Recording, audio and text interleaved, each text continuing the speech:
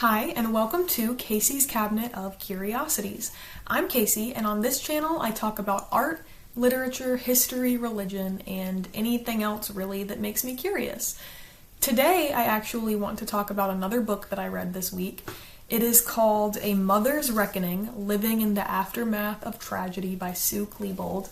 This is the book, and then this is the dust cover.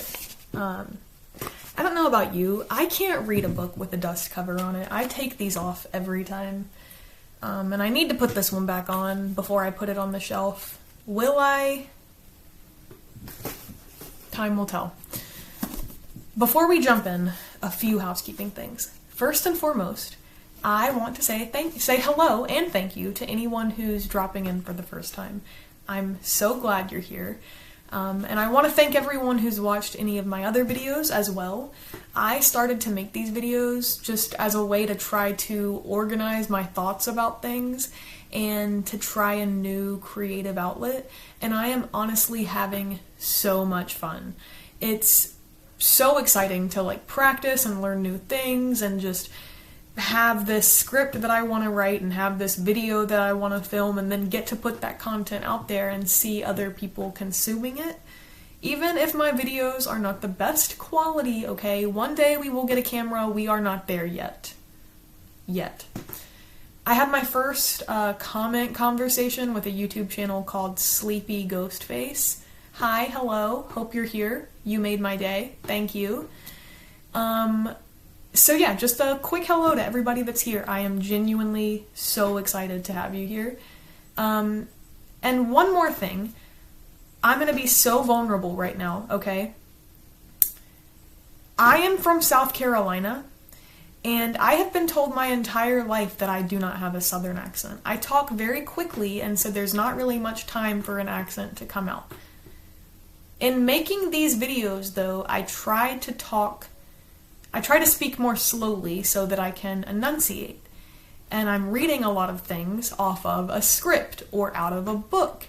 And I am noticing when I say things like thing or friend or any other word in the English language that I actually have a terrible Southern accent.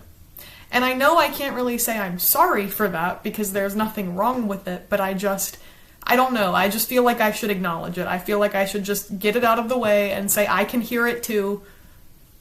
I don't know what to do about it. I cannot undo it. So, also, yes, the sunglasses are still going to be a main character. I don't think there are any dogs in here today. I think they're all outside right now. But I'm sure you'll hear them later on, or they'll come in. I think the back door is open. Now, about the book. Firstly, let me just go ahead and say, this is a book about the Columbine Massacre. It is heavy from start to finish, and there's not a single feel-good moment in the entire book. So I'm going to go ahead and issue a trigger warning right now for this entire episode.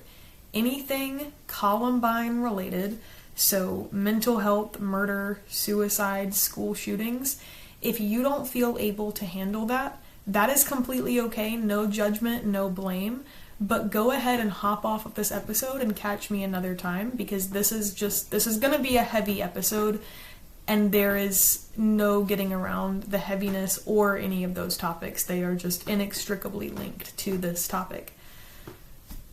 Additionally, I'm going to say right off the bat that this book has drawn a good bit of controversy. It received a lot of critical acclaim, with columns like The Guardian stating that, quote, "This is a harrowing read. In one sense, a long scream of maternal confusion and pain. With the unflinching honesty she felt she owed the victims, Klebold tackles the questions that haunt her most. How could she and her husband Tom not have realized her son's true state of mind? What clues lay in Dylan's inherently stable, loving, middle-class upbringing? What had they missed?" However, a large portion of the public feels that this book should have never been published. This is for a variety of different reasons. Some feel that she was too emotionally raw to publish this book. Others that she was too biased. others that this is just an attempt at justifying her son's actions. I'm going to touch on those things a little later and maybe share some of my opinions as appropriate, but I just want to touch base and make sure we're all on the same page. I am not here to make any moral judgments about Sue Klebold or anyone else close to the perpetrators of any terrible crime like this. I am not here to say whether she was a good parent, a bad parent, or whether different actions on her part could have prevented Columbine. What I am here to do today is to go through this book and to give an objective opinion of my personal reading experience. This book is not going to offer the end-all be-all answer to why Columbine happened. And like many things surrounding this tragedy, the more you find out, the more questions you are going to have. This book does, however, give the reader a lot to think about and a different perspective with which to view the crime. So, grab your coffee and whatever you're doing while you listen to this in the background. Today, I actually don't have coffee because it's like 2 p.m. and I had like a lot this morning, so I'm having a Coca-Cola. Yes, I do drink water. I drink copious amounts of water, I promise.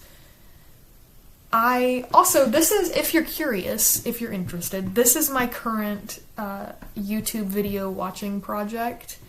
I don't know if you'll be able to see it. It's a dishcloth, and it's cable knit. It's with, if you care, it's with Lion brand 24/7 cotton yarn.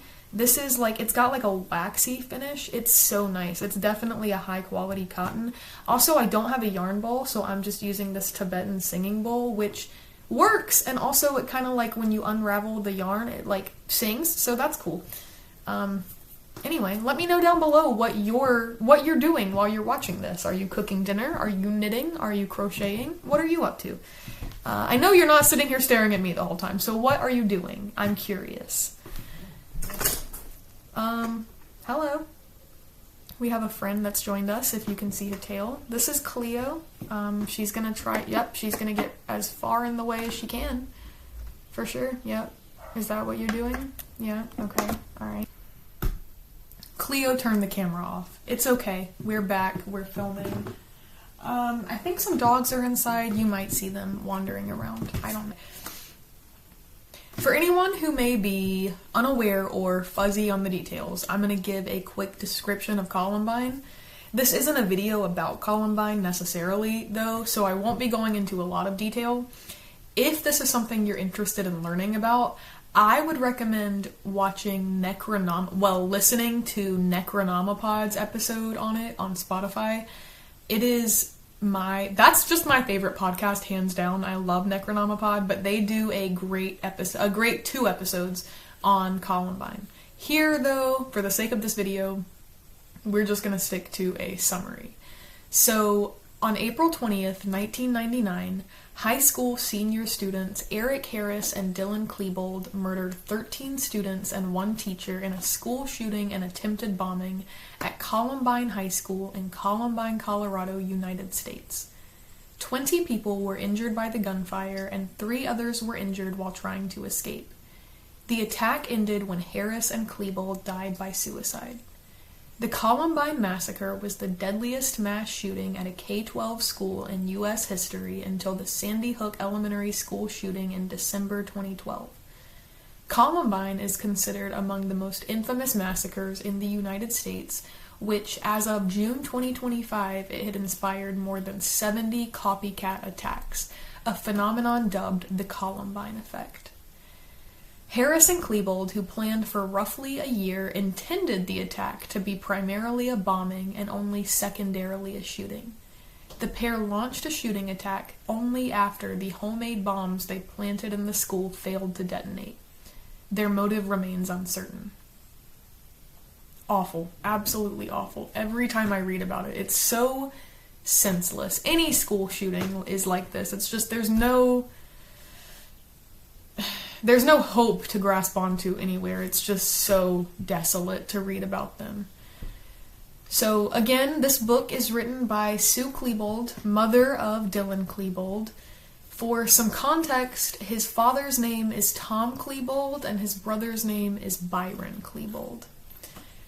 Sue Klebold dedicates this book to all who feel alone, hopeless, and desperate, even in the arms of people that love them.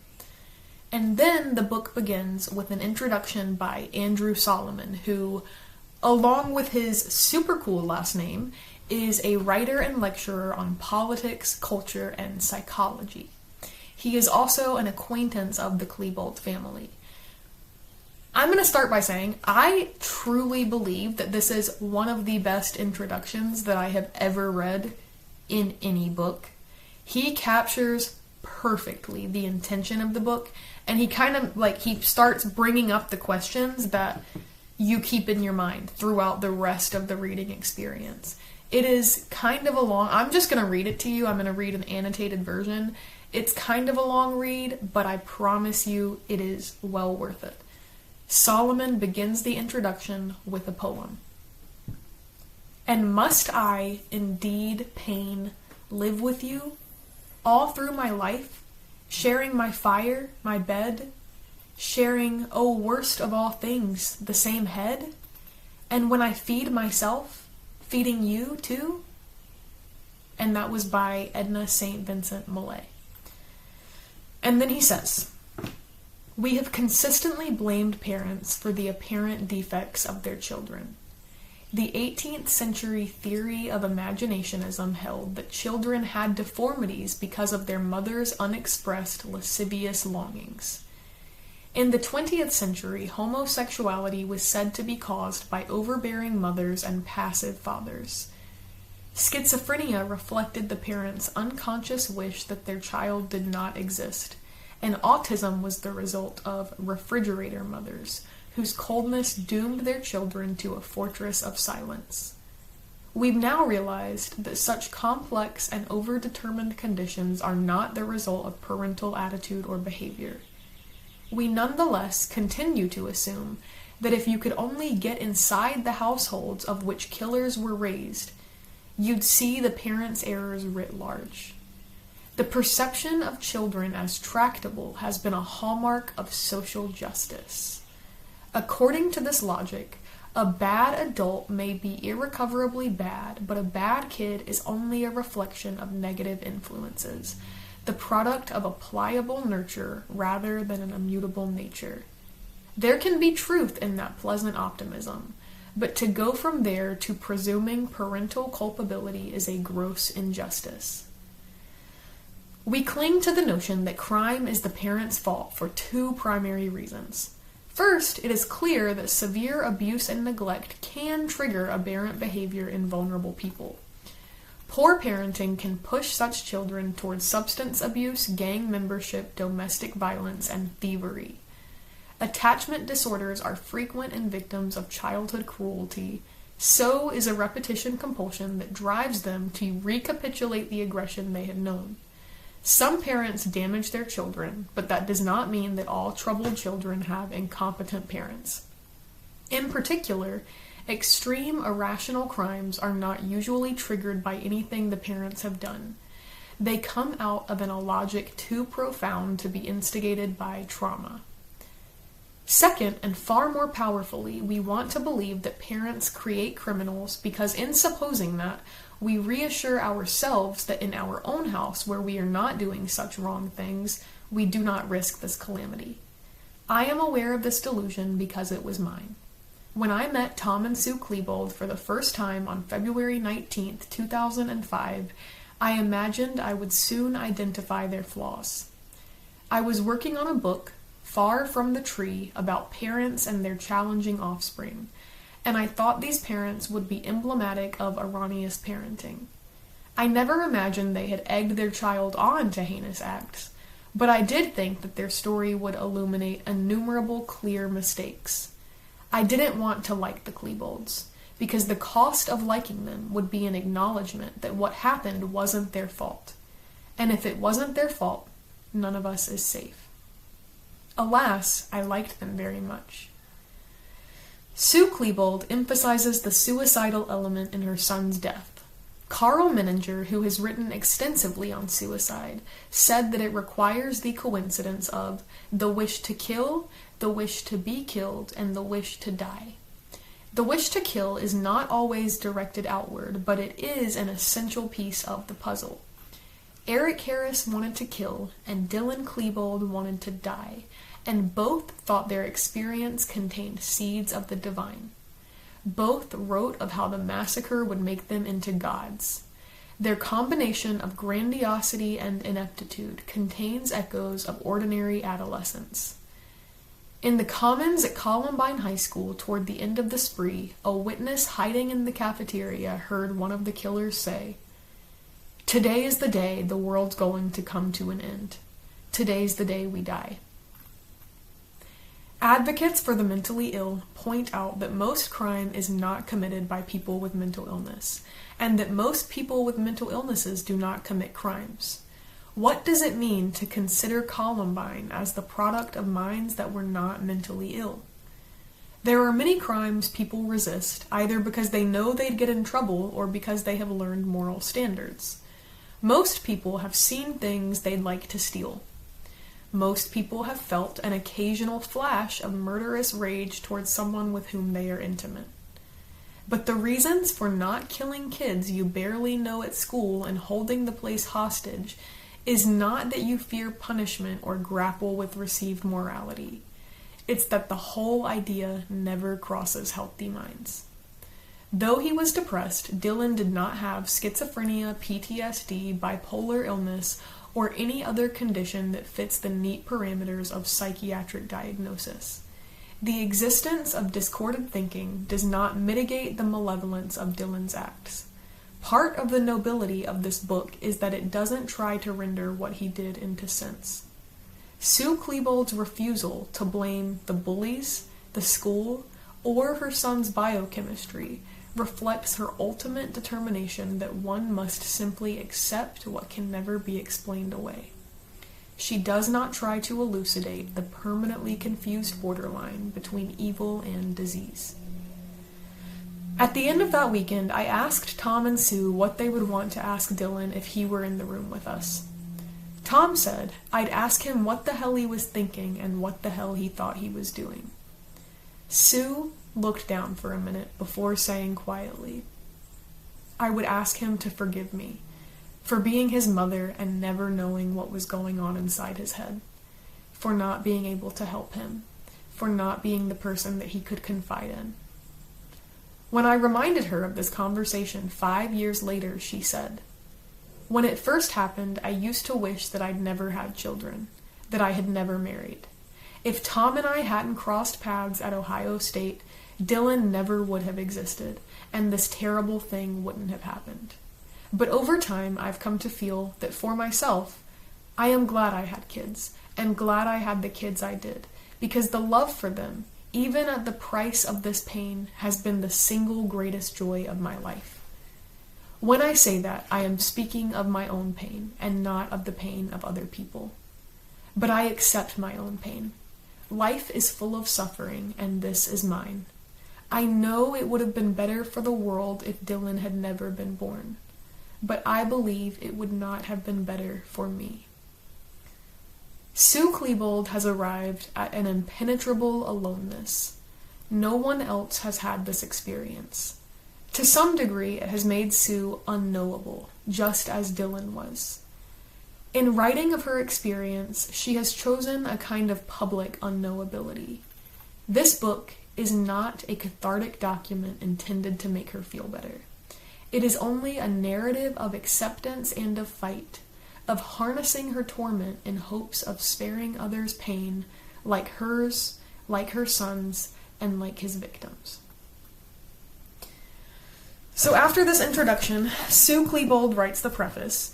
Essentially, she states that she's writing this book not to justify her son's actions, but to try to shed light on them and encourage other people to look more closely at the people around them, to recognize the warning signs and act out before it's too late. Her thesis around the entire book is basically this: Dylan Klebold's death was a murder-suicide. It is widely acknowledged and accepted that with the right tools, suicide is preventable. If that is the case, then by recognizing these warning signs earlier,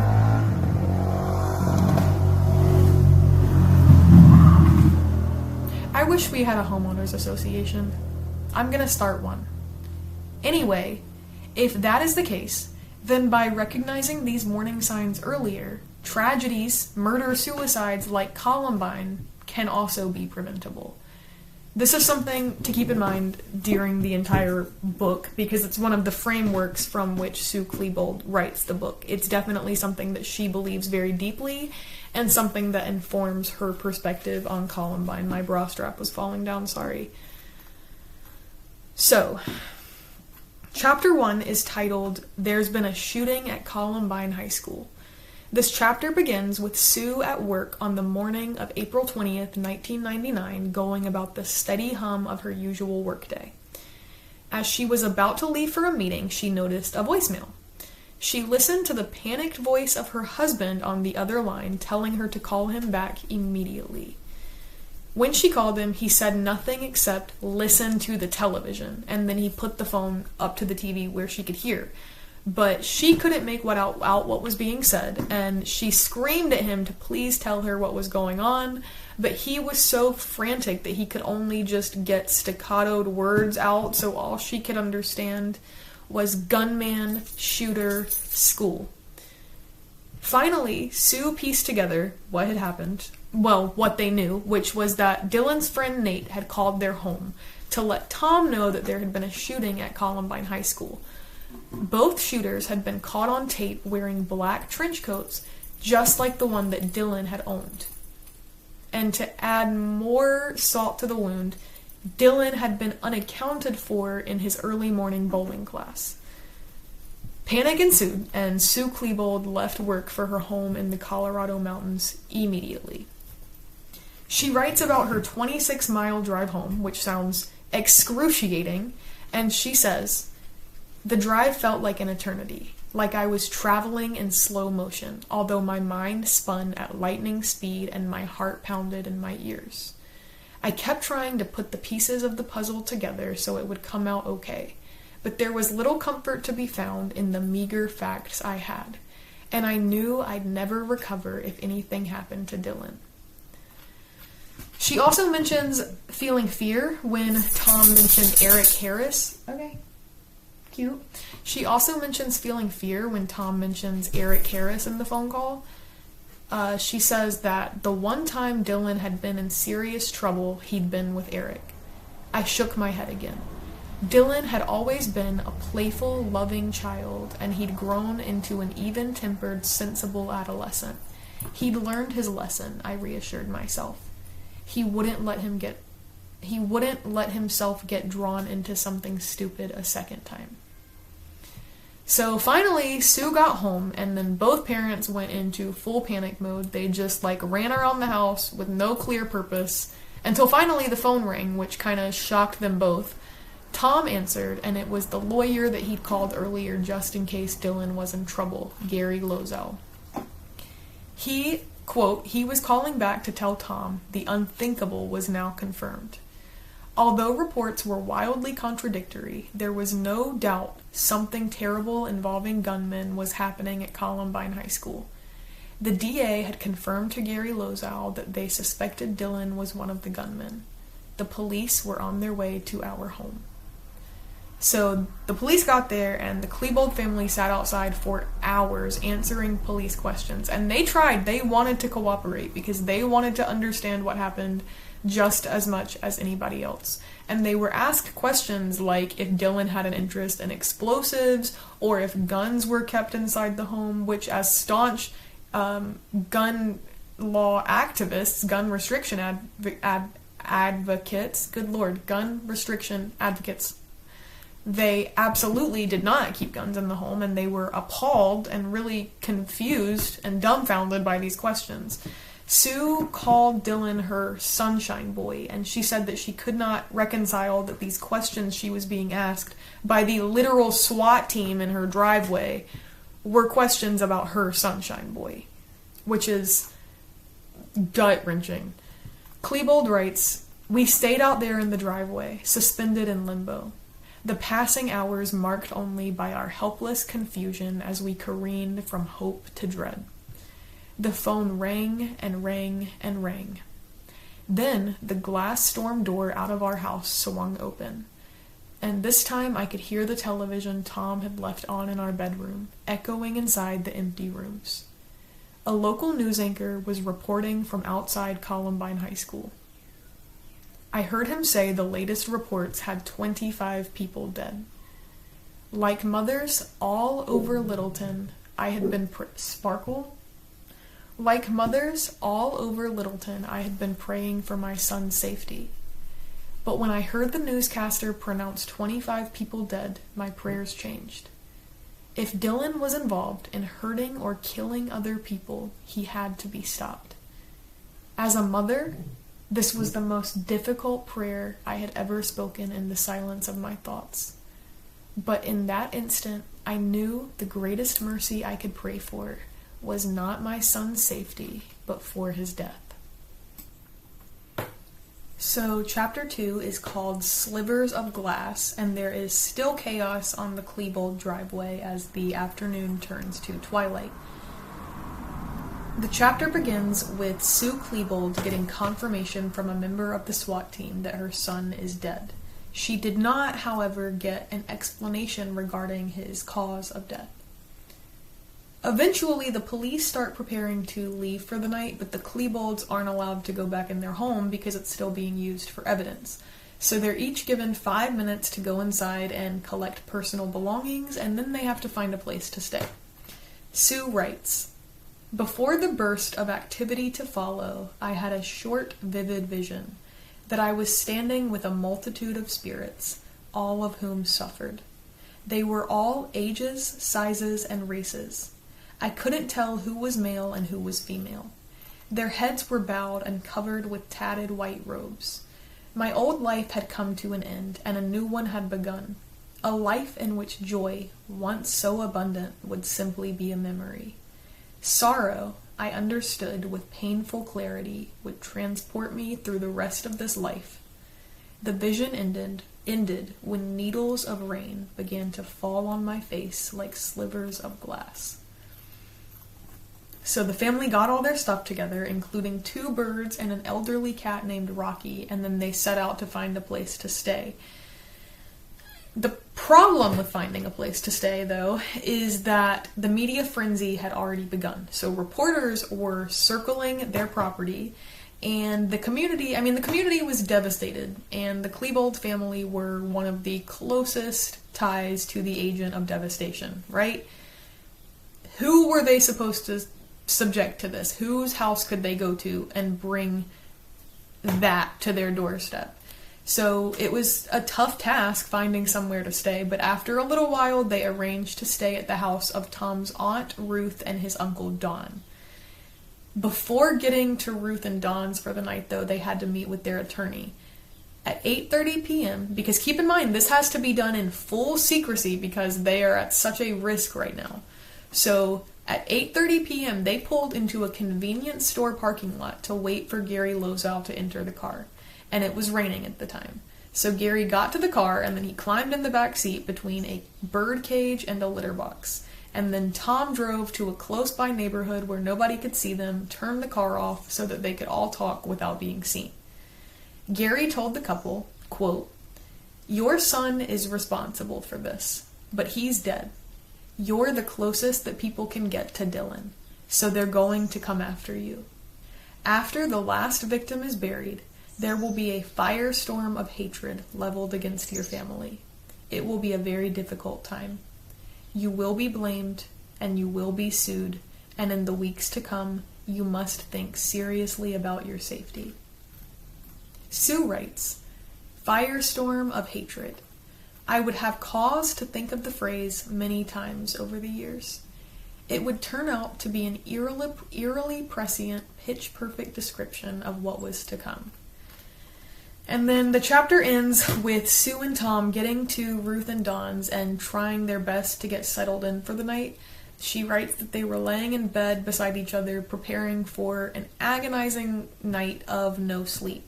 She writes, "I did not sleep, and my thoughts as I lay there were as circular and as disjointed as they'd been all day."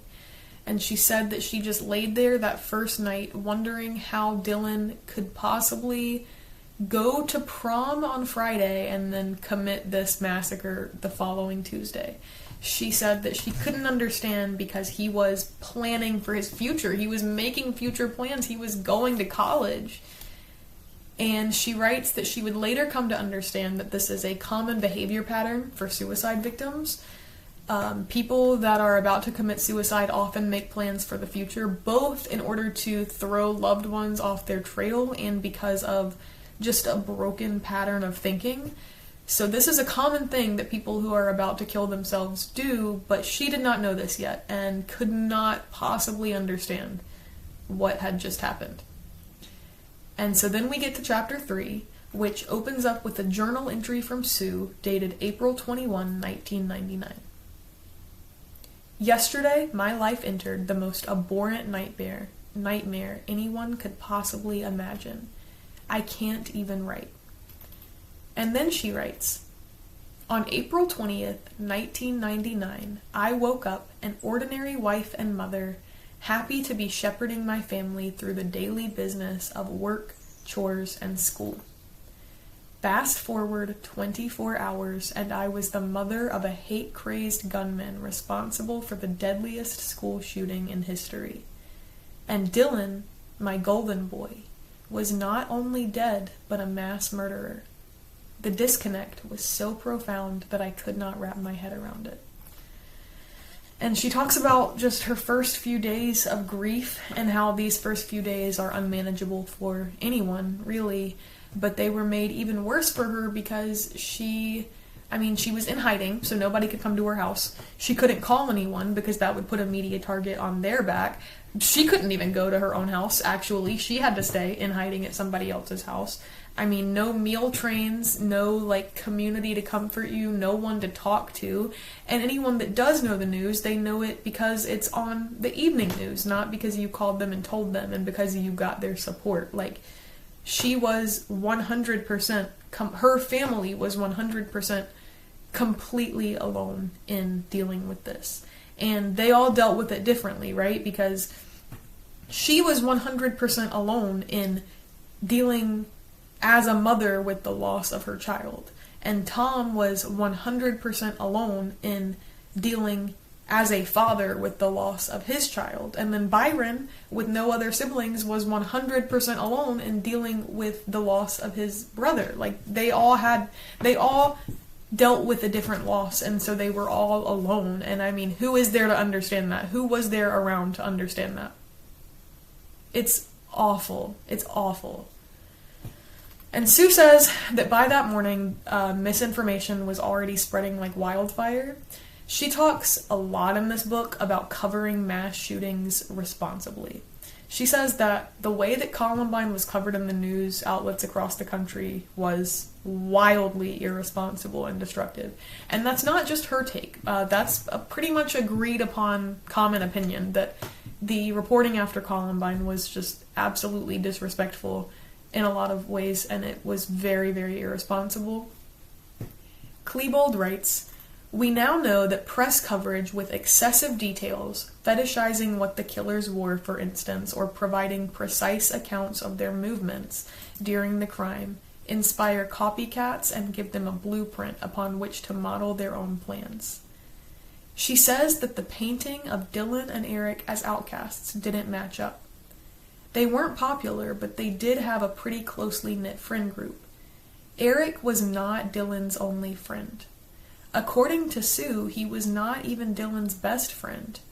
She writes about this misinformation, not to justify her son's action or try to put them into a better light, but to emphasize the dangers of getting the details wrong and why you shouldn't spread misinformation.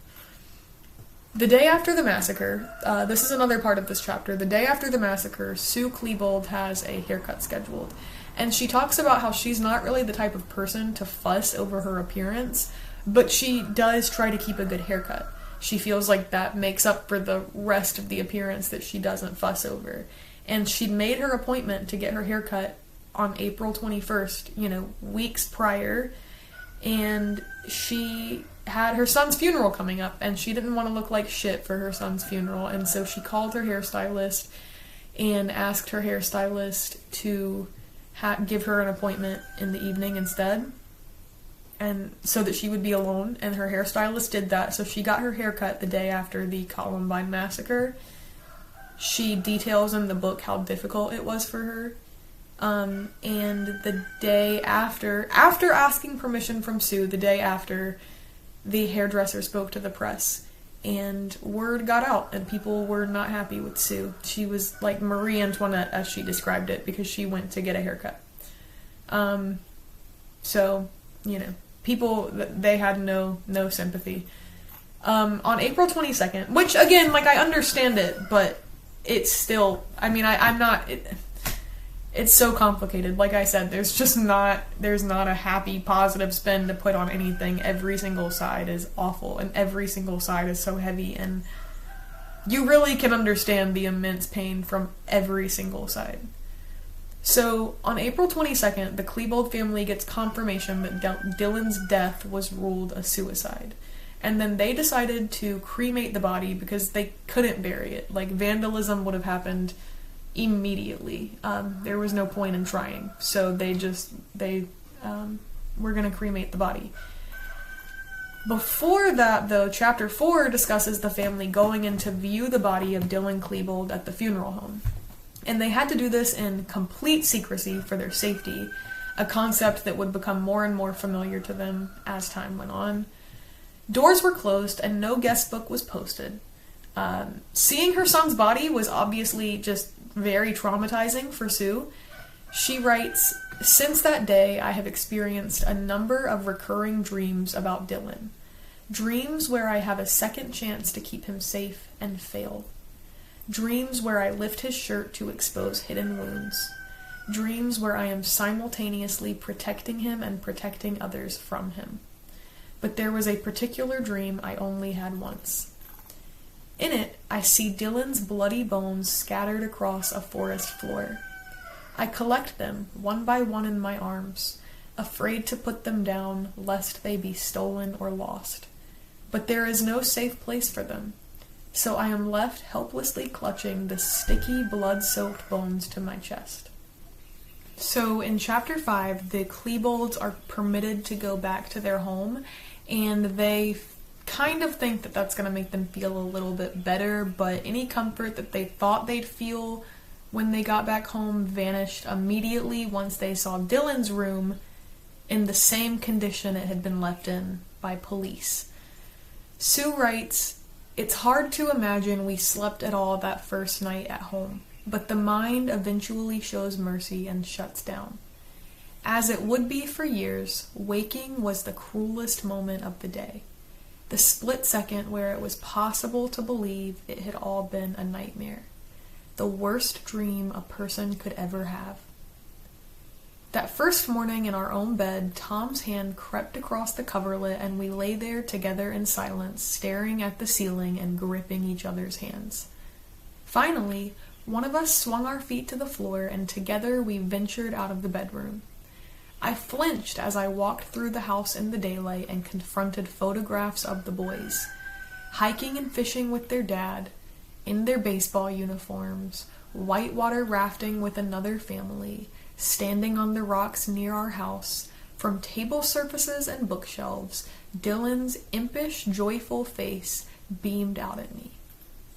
Then she says, on September 11th, 1981, the day that Dylan was born, she was overcome by a strong feeling of foreboding. She says, quote, "It was as if a bird of prey had passed overhead, casting us into shadow. Looking down at this perfect bundle in my arms, I was overcome by a strong premonition. This child would bring me a terrible sorrow. I am not superstitious by nature, and this was a feeling I had never experienced before and haven't since. I was so startled by it I could hardly move. Was this a mother's intuition? Was my seemingly healthy baby sick? But everything checked out fine, and the hospital sent me home with my new little boy. Chapter 6 is one of the longest chapters in the book. It's called Boyhood. In this chapter, Sue Klebold talks about Dylan's upbringing from childhood to his death, and then she talks about possible warning signs that she may have missed. She says of Dylan, "As a teacher, I marveled at his precociousness. Maybe it shouldn't have mattered so much to me, but he learned so quickly. In 3rd grade, he fell in love with origami, an interest that lasted until his adolescence. Over the years, we collected a lot of origami books, and Dylan mastered the most complicated designs." She also writes, "Tom and I called Dylan our little trooper because of his ability to withstand frustration. He wouldn't quit until he'd conquered a problem, and he rarely abandoned an idea without seeing it through. He didn't like to ask for help. Then again, he rarely needed it. Because he was so tall and academically gifted, he entered school a year early. For most of his life, he was the youngest kid in his class, and almost always the biggest. He wasn't always great at sharing his toys, to the point of hiding his favorites when a particularly grabby playdate was coming over. As a toddler, an exhausted Dylan would occasionally throw himself down in a tantrum at the checkout when my grocery shopping was taking too long. And the way he flaunted how much better he knew his multiplication tables than his older brother was not the most charming thing in the world. But he was nothing if not normal, and we loved him. Tom and I both believed he was destined to do great things. In the years since, I have thought a great deal about Dylan's need to convince himself and others that he was completely in control. It was part of his nature from early childhood. While we were proud of this trait when he was young, I wonder now if that pride was misplaced. Because when Dylan really did need help toward the end of his life, he did not know how to ask. In the wake of Columbine, many people have come forward to share their own stories of hidden pain with me. I find it striking how many of those stories come from so-called perfect kids. The science fair winner, the track star, the young musician offered a full scholarship to the conservatory of her choice. Sometimes there were glaring signs in the lives of these children that all was not well. Declining grades, promiscuity, or drug use, trouble with the law. In many cases, though, these kids were able to fly under their parents' radar, precisely because they were the shiny pennies, hiding the terrible pain they were in from their parents as capably as they did everything else. In this chapter, Sue Klebold details an excruciatingly normal upbringing and says of his teenage behavior, "Maybe he wasn't as demonstrative, cuddly, or communicative as he had been when he was younger. What teenage boy is? But until he hit a patch of trouble in his junior year, I saw nothing in our life together as a family to foreshadow the tragedy to come." Chapter 7, then, is called From One Mother to Another. This one, to me, oh god, this one, I feel so bad for her in this chapter. I feel so bad for everyone in this chapter. I hate it. So about a month after the massacre, I just slapped my leg, sorry. So about a month after the massacre, Sue is still grappling with the shockwaves coming in daily. She wanted to say something to the other victims, but she, one, didn't want to risk re-traumatizing them, and two, didn't know if she had any right to do that. But after lots of thought and pushback from her husband, which solidified an already beginning to grow rift, she decided to write letters to the families of the victims. She says that she tried her best to express her genuine and sincere apologies, but that her words fell short. It took her over a month to finish the letters. In her words, "Even while I was trying to write coherent letters acknowledging my son's responsibility, I was clinging ferociously to my denial that Dylan could have been responsible for killing anyone. As I wrote them, I believed with all my heart that the people who sustained mortal wounds had been shot by Eric, not by Dylan. In the letters, I referred to the role Dylan played in the tragedy, because I still didn't know what had really happened that day, only that people had been killed and wounded. I referred to a moment of madness because I believed Dylan had to have acted on impulse. It was inconceivable his participation could have been planned ahead of time. I could not yet believe my son was a murderer, because I did not accept that his intent had been to kill. I feared that many of the families would be insulted by my presumption in reaching out. They would say, correctly, that I did not have the right to utter their loved one's name. When I read the first drafts of the letters I had written, I almost threw them away. The words on the paper were shamefully, pitifully inadequate.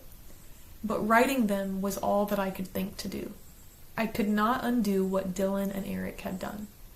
I could not bring back the lives that had been lost, nor heal those who had been wounded physically or psychologically. I was powerless to dampen the aftershocks of the tragedy for myself or anyone else, and I understood I could not control how people would respond. I was not asking for forgiveness or for understanding, or for anything except the chance to say that I was sorry. She goes on by talking about the way that the community in Littleton responded. She talks about how grateful she is for all of the people who were kind to her, cooking her meals, calling to check up on her, and just holding her up when she couldn't hold herself up. But at the same time, she displays, in my opinion, a really remarkable understanding for the people who were angry with her and who were belligerent towards her, because she understands what her son did. She also describes her state of shock starting to lift and being replaced by an insurmountable feeling of just heavy, severe grief. She writes, "Some days I worried I was losing my link to sanity. One morning I sat on the edge of my bed trying to get dressed. I put one sock on, then stared into space for an hour before I could put on the other. It took me almost 4 hours to get dressed. Another afternoon, a friend called me to see how I was doing. I do nothing. Why am I so tired? I asked, genuinely bewildered. She spoke from her own experience with loss. You're not doing nothing. You're grieving, and it's hard work." So during this time, the Klebold family also continued to learn new and devastating things about the tragedy while the investigation unfolded. One of the most upsetting, according to Sue Klebold, was that the girl Robin, who Dylan had taken out to prom weeks earlier, had bought some of the guns for the boys that they ended up using in the massacre. Robin had a crush on Dylan. Dylan didn't really like her back, but they were friends and she was really into him. She was 18, he was 17, so she could legally buy a gun and he couldn't. And he used her feelings towards him to kind of manipulate her into getting that. And she didn't think anything of it. She thought that was gonna get brownie points for her in his book, and I cannot even begin to wrap my head around the absolute horror. I don't know what she's up to, and I haven't researched. I assume she's probably pretty private, but I genuinely and truly hope that she is doing well and has forgiven herself for something that was not her fault. That is awful. That's awful. The Klebolds also received numerous letters beginning at this time and continuing for years to come. Some were angry, such as one just, "How could you know? How could you not know?" in all capitalized letters in black marker. Some were supportive, some from parents of death row inmates, some were from people who idolized the crime, some from people who were just trying to offer some sort of understanding for the family to grab onto. One of the letters was one that they received from a family friend, and this was one that they revisited time after time, and it reads, "Dear Tom, Sue, and Byron, forgive me for the length of this letter, but there is so much to say. I hope that by sharing my story with you, you will find some comfort and peace and better understand why Dylan didn't talk to you about the pain and anger he was suffering. Mom and Dad moved to Colorado when I was 14 years old. Almost from the start, I was harassed by a group of boys who called me Flipper because my nose is long. They would walk behind me in the school hallways and sing the theme song to the Flipper TV show. They hung used tampons and Kotex in my locker and stole letters from my notebook.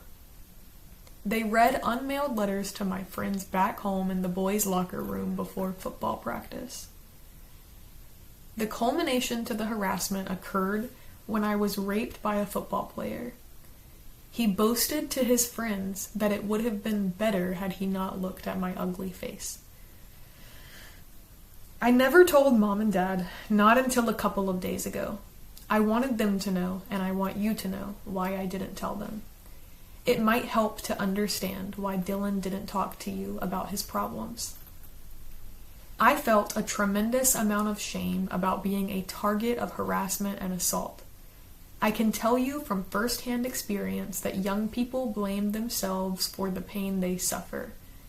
I believed there must have been something wrong with me for people to treat me this way.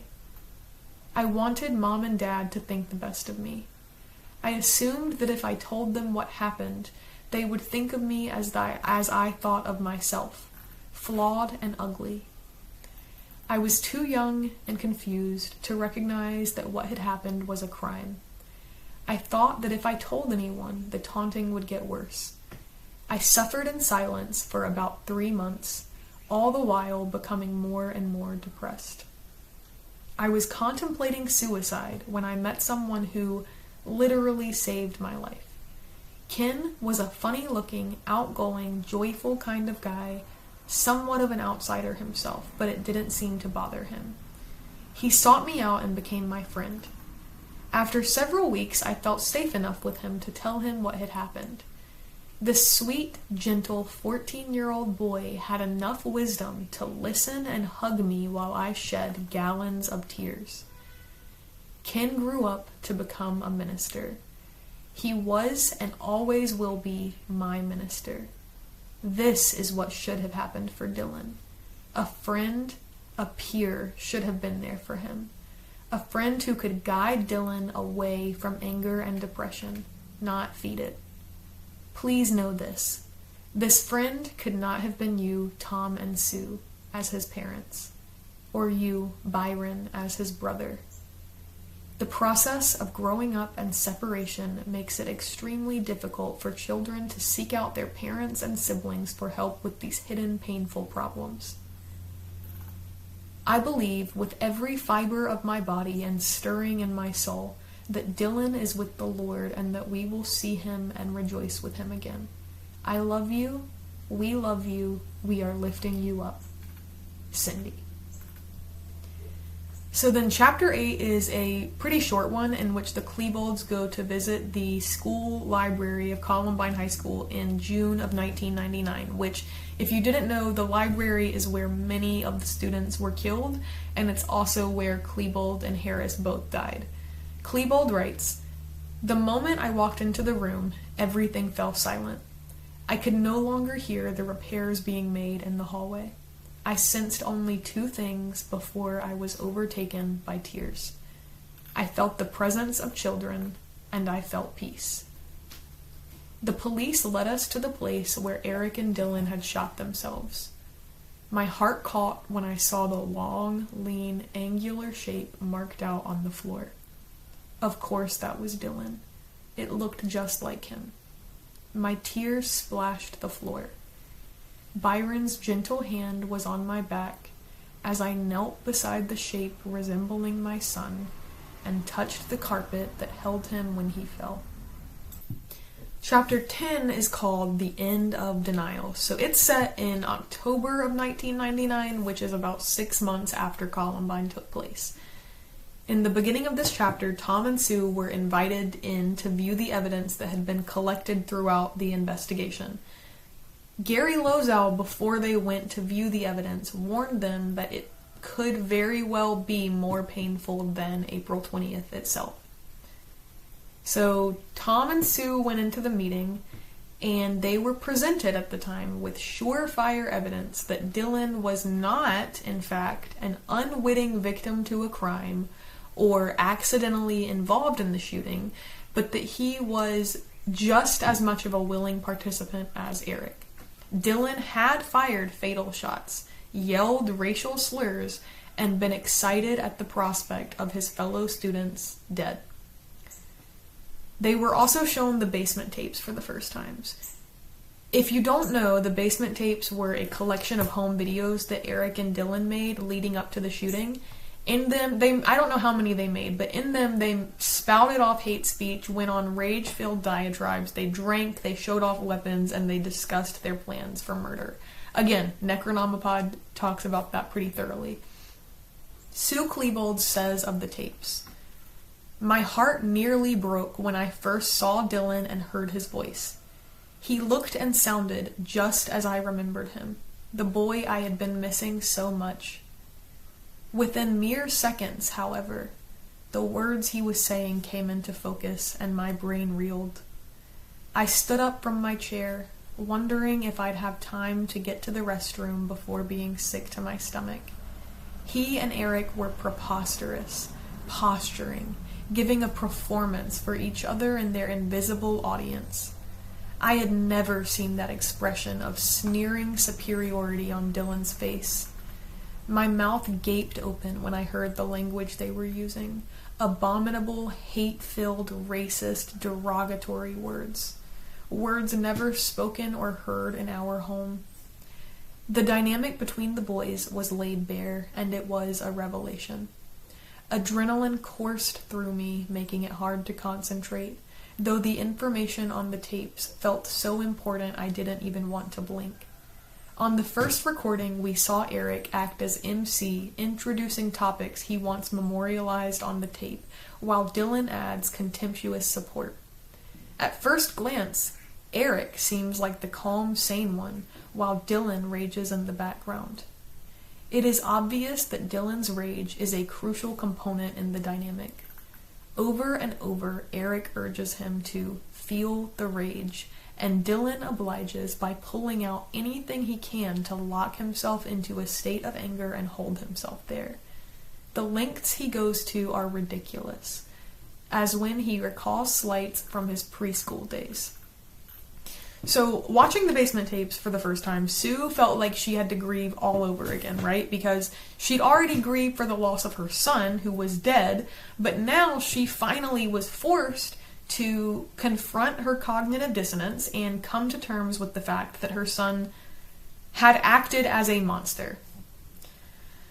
He had done this on purpose. He planned this. The damage that he'd caused and the lives that he'd claimed paled in comparison to the damage that he wanted to cause, planned to cause, and would have caused if the pipe bombs that they'd planted had detonated correctly. She also, in this chapter, talks about her fight to keep the basement tapes private and shielded from public view. She says, Dylan and Eric had already been, in certain quarters, heralded as champions for a cause. Tom and I had received chilling letters from alienated kids expressing admiration for Dylan and what he's done. Adults who had been bullied as children wrote to tell us they could relate to the boys and their actions.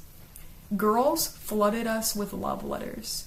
Young men left messages on our answering machine calling Dylan a god, a hero. An acquaintance working at a youth correctional facility told me some of the imprisoned boys cheered as they watched television coverage of the destruction at the school. A video project Dylan and Eric had made, leaked to the media, had become a rallying cry for bullied kids. These communications made me sadder and sicker than the most castigating hate mail. If the tapes were made public, we would never be able to control who would see them. We could not, in good conscience, release the tapes. Enough harm had been done. This wasn't mere superstition on our part. As the years went on, our fears that Dylan and Eric's actions would provide inspiration to other disturbed kids were confirmed over and over again. Columbine-related materials were found among the Virginia Tech shooter Swang Hui Cho's possessions and in the Sandy Hook Elementary School shooter Adam Lanza's belongings. An investigation by ABC News published in 2014 found at least 17 attacks and another 36 alleged plots or serious threats against schools since the assault on Columbine High School that can be tied to the 1999 massacre. She then goes on to talk about the Werther effect, which states that copycat suicides are likely to occur after a highly publicized suicide. This is widely accepted as knowledge, and it's actually the reason, which I thought was interesting because I had never really noticed this before, but it's the reason that you don't see suicide cases talked about on the evening news unless the victim is a really high-profile individual. Sue Klebold posits that this type of limited coverage should also be the stance taken for murder-suicides like Columbine to prevent this from happening again due to copycats. She lays out some best practice guidelines that she's gathered from talking to multiple specialists, journalists, reporters, and all of the people. She has a section in the back. She did a lot of research for this book. She asked a lot of people. She is coming from a well-informed place. She says, many of the guidelines are don'ts. Don't show images of the shooter, particularly ones of him with weapons, or in the outfit he chose to carry out the massacre. Don't show the weapons used or other evidence. Don't endlessly repeat the name of the shooter. Instead, refer to the killer or the perpetrator. Don't give airtime or publish the videos they make or manifestos posted to their social media accounts. Don't compare the killer to other killers, particularly by putting emphasis on how many people they have killed. Some believe numbers, how many dead and injured, the number of bullets fired, and photographs are particularly inflammatory as they provide a benchmark for competition. Don't sensationalize the violence of the body count, the most people killed and injured in the country's history. Don't oversimplify the motivations behind the act. Most importantly, don't inadvertently make heroes out of killers.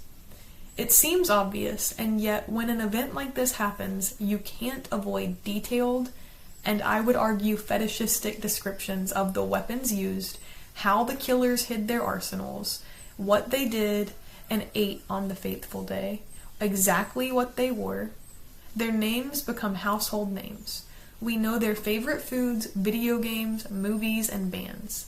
These details may eventually emerge, of course. Leaks happen, and the internet is the internet. But if these images and details accelerate and inspire violence, then they should not be endlessly repeated on CNN.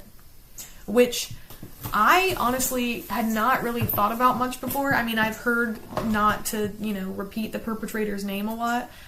I had never had it presented to me with this much information. I think that that's really interesting. And you do see, she mentions the one picture, like the one super popular picture, the one really well-known picture of Columbine where Eric and Dylan are in the Commons, and one of them has the Tech 9, I don't remember which one has the Tech 9, but one of them has the Tech 9 and the other one has their gun, and they're just in position. And Sue Klebold says that every time she sees that picture, she wants to throw the magazine across the room. Because really, thinking back on it, I mean, it's not that it's a cool picture. I'm not saying that it's cool. What I'm saying is it gives the vibe of, a Reservoir Dogs movie poster, and that was the point. And it's not, you're not supposed to share it like it was cool. Because that's what they wanted. And it's not cool. And you're not, if you stop giving people fame, then these people who feel lonely and unnoticed won't think that they can do things like this to get themselves noticed.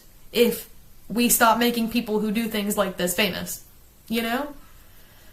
So I completely agree. I think she's 100% on the mark here, as far as I'm concerned. And I thought it was really interesting to read. In chapter 11, Sue talks about Dylan's mental health, and she emphasizes that Dylan's death was a suicide. She came to this realization by accident one day when she was reading an article and read something that said about Columbine. There is a temptation to look at outside influences like violent video games and lax gun control laws for an explanation of the tragedy at Columbine. But among all the other deaths and injuries, 2 boys died by suicide that day. So after reading that, she was kind of floored because she realized that despite the destruction that he had taken with him in the margins, Dylan had gone to school that day to die. So then Sue Klebold spends a lot of time in this chapter very thoughtfully talking about suicide and mental health. She quotes someone named Dr. Thomas Joyner, who is both a psychologist and a survivor of his father's suicide, so he's got personal experience. He says his whole thing is that the desire to die by suicide arises when people live with 2 simultaneous psychological states over an extended period of time. Those 2 states, 1, thwarted belongingness, aka I am alone, and 2, perceived burdensomeness, aka the world would be better off without me. So people who are vulnerable to suicide are living constantly thinking, I am alone and the world would be better off without me. And they think that for long enough, eventually their self-worth starts to grind down so far that their self-hatred starts to override their instinct for self-preservation, and they start doing things to harm themselves because they believe there's nothing worth preserving. And from this comes the I am not afraid to die mindset that enables a human who is built for survival and built to try to live to then die by his own hand, right? Klebold says of Dylan's journals, there is despair and anger, but little violence, especially in the pages before January 1999. Besides sadness, the most common emotion expressed through Dylan's journals, and by far the most prevalent word, is love. There are pages covered in huge hand-drawn hearts. He writes heartbreakingly and sometimes eloquently about his unfulfilled, excruciating desire for romantic love and understanding. A dark time, infinite sadness, he wrote. I want to find love. He fills pages with details of a passionate, painful infatuation with a girl who does not even know he exists. The 2 psychological states Joyner points to as components in the desire to die are painfully apparent, although he kept both his hurt and infatuation closely guarded. I pushed back for years against the public perception of Dylan as an outcast, because he had close friends, not only in Eric, but also in Zach and Nate, and because he participated in a wider circle of boys and girls. But, and it is vital for every survivor of suicide loss to understand this about the person who has died, the journals revealed a vast chasm between our perception of his reality and Dylan's own perception of it. He had friends, but he did not feel as if he belonged. In one journal entry, he lists his nice family among the good things in his life, but the hugeness of our love for him could not penetrate the fog of his desolation. He understood himself as a burden, although we never once felt he was. He expresses anger at a world where he does not fit, is not understood. At the beginning, the anger is directed mostly towards himself. Gradually, it turns outward.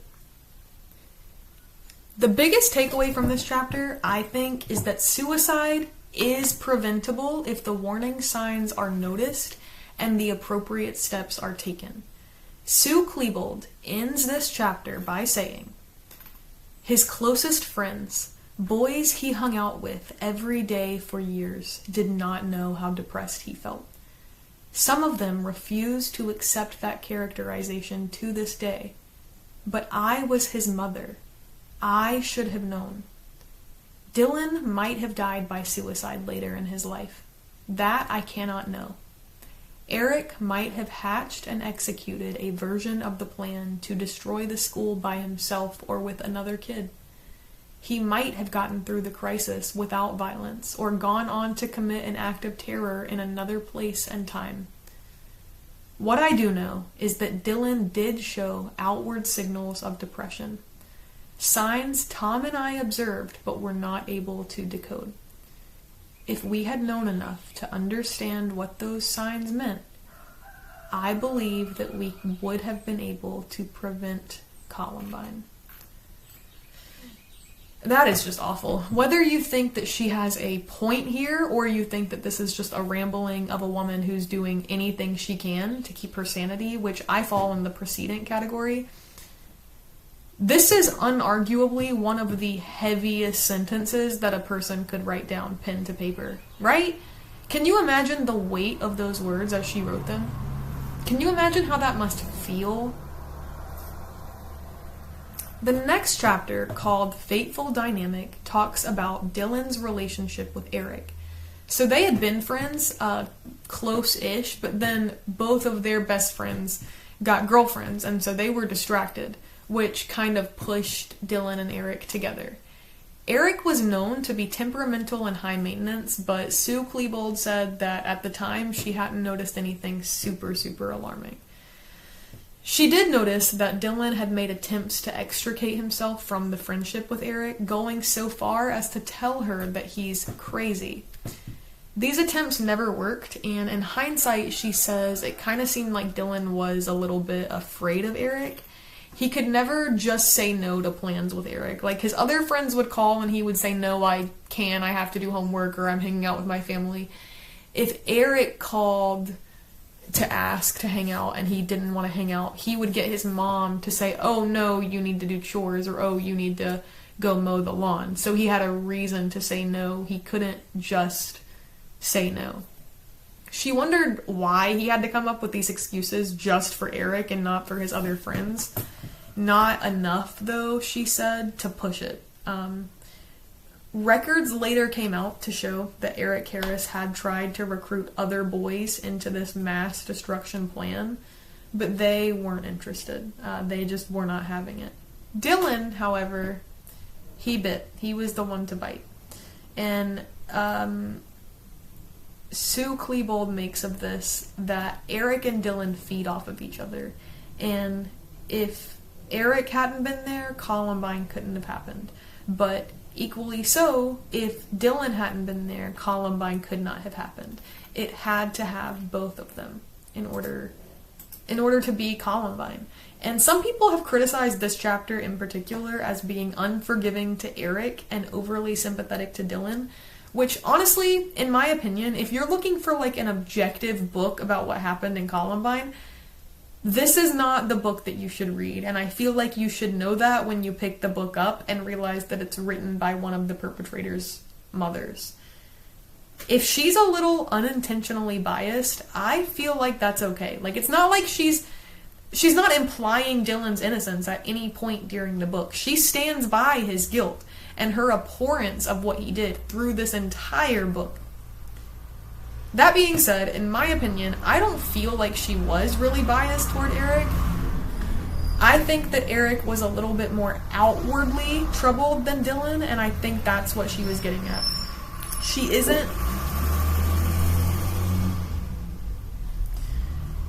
isn't painting Eric as bad and Dylan as good, but she's just kind of demonstrating the differences between them and how those differences allowed their dynamic to spiral the way that it did. So the next two chapters span about 60 pages, and they detail Dylan's junior and senior years of high school. Sue explains that it was a really stressful time for the whole family, Tom was dealing with health issues. Byron had just moved out and was kind of having a failure to launch situation. Finances were tough. She says that Dylan and Eric had gotten into some legal trouble in their junior year, but they had both attended a program of some sort and been released early due to their good behavior and apparent willingness to change. She goes on to discuss their deception. These two were able to trick so many people into thinking that they were on the right track. Not just their family, but their friends and their teachers and the people around them really believed that they were at least they were good boys and they were gonna make things of themselves and they were well-mannered. No one seemed to expect that either of them were gonna do what they were about to do. One of the biggest takeaways from these chapters is the theory that Sue Klebold presents that Columbine was a breeding ground for bullying and toxicity, and thus a pressure cooker for this type of behavior. She says, "About 5 years after the massacre, I spoke with a Columbine high school counselor. He told me that after an earlier publicized bullying incident, the high school had implemented closer supervision of the student body, including teachers in the hallways between classes and in the cafeteria at lunch.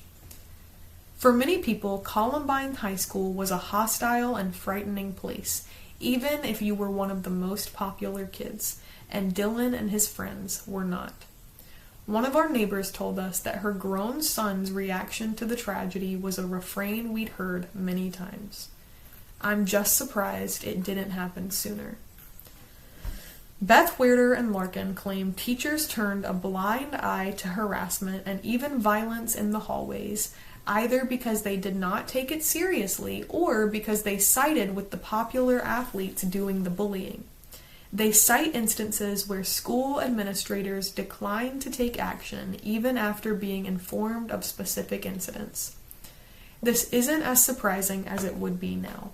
Bullying wasn't on the cultural radar in 1999. Tom believes, as Larkin does, that the culture at Columbine was toxic and a desire for revenge motivated the attack the boys launched on the school. Many experts disagree. I personally fall somewhere in the middle. Bullying, however severe, is not an excuse for physical retaliation or violence, much less mass murder.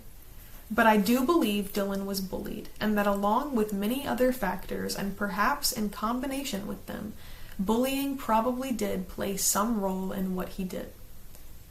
Chapter 14 ends right before the shooting takes place.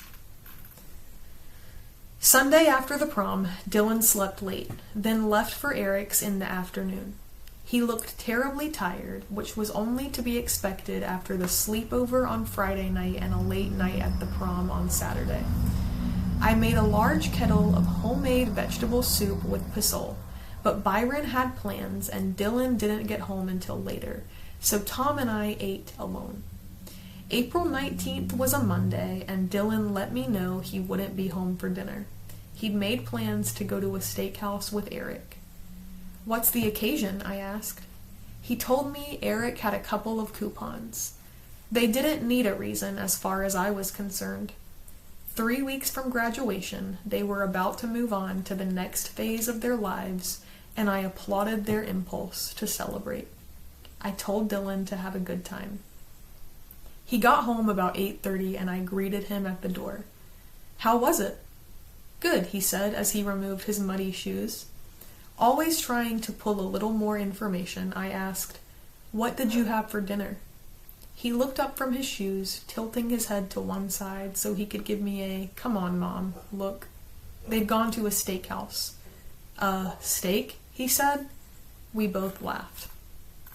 Tom was reading in the living room, and I asked Dylan if he had time to sit down with us for a minute, but he said he had a lot of work to do, adding that he'd probably be in his room all evening to get everything done. He seemed particularly evasive and eager to get upstairs. I assumed he had some last-minute end-of-year homework to finish up.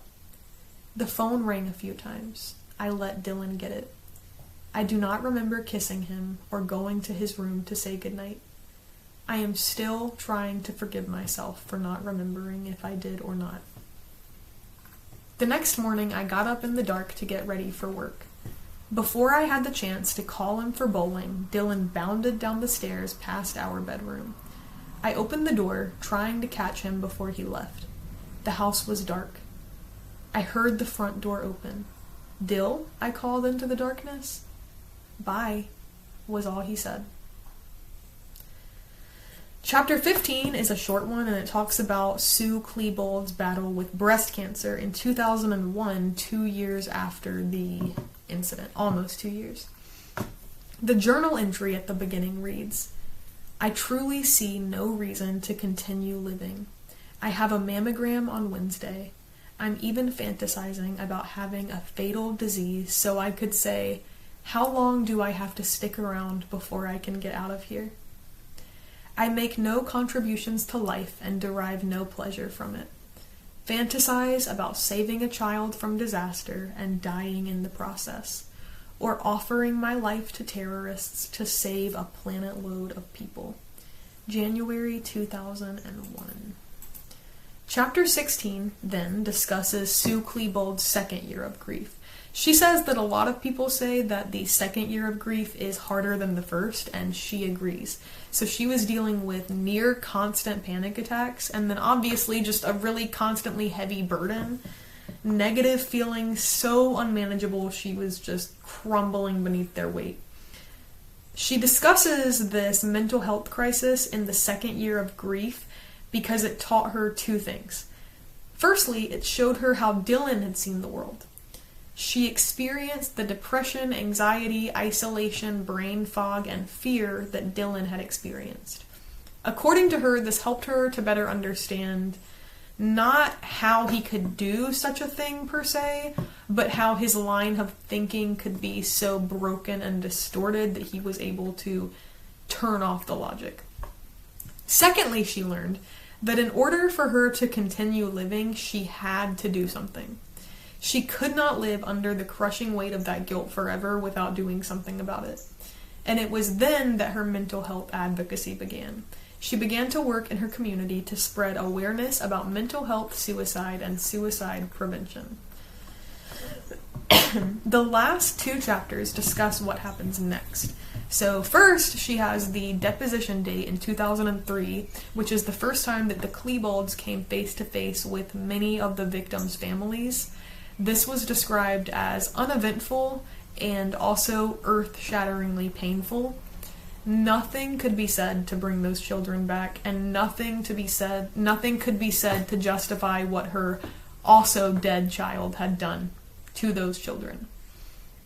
She details her journey to becoming not a whole person, but one who is able to contribute to society.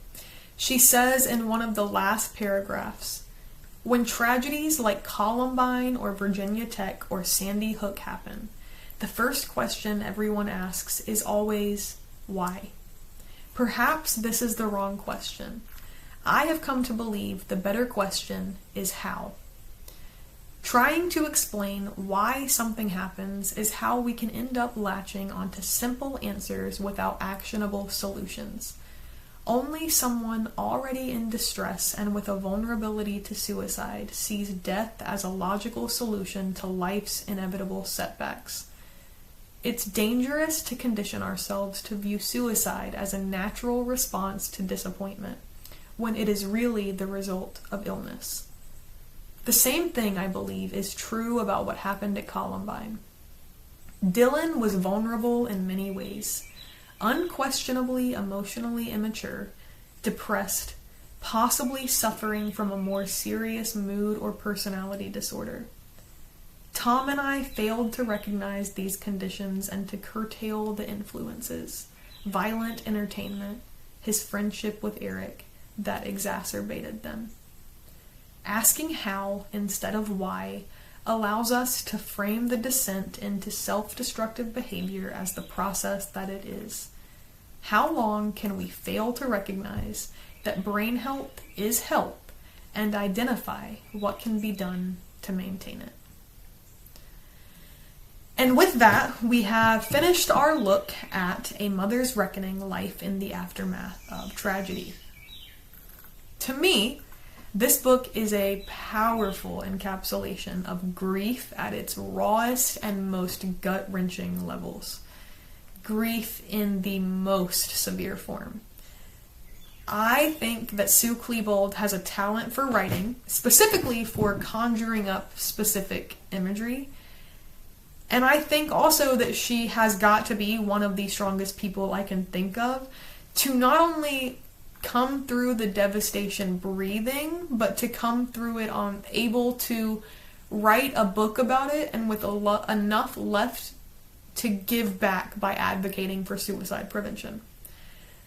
I do understand, though, that this book has the potential to leave a bad taste in the reader's mouth just because of the fond way that she describes Dylan.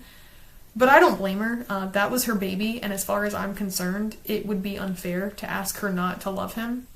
I don't think any of us could imagine what we would do in that situation except completely crumble. That's what I would do. Her and Tom divorced after 40 years of marriage because the grief had taken away everything else that they had in common. They remain friends, though. Byron is apparently doing as well as he could be given the situation. The community of Littleton was forever rocked by this tragedy. Sue Klebold stands bold enough to tell her story, and I think that, at the very least, is commendable. Another note, the proceeds from this book were donated in totality, minus publishing expenses, to mental health charities and suicide prevention advocacy groups. So I think that's cool. Columbine caused unimaginable pain that still ripples through society today in 2026. Sue Klebold, in my opinion, is trying in the best way that she knows how to weaken the shockwaves and cushion others from the same blow that she's been dealt. Overall, I think that this was a good book. If this is something you're interested in, definitely give this a read. If you've already read it, let me know what you think. Do you agree with my thoughts, or do you have different ones? What stuck out to you?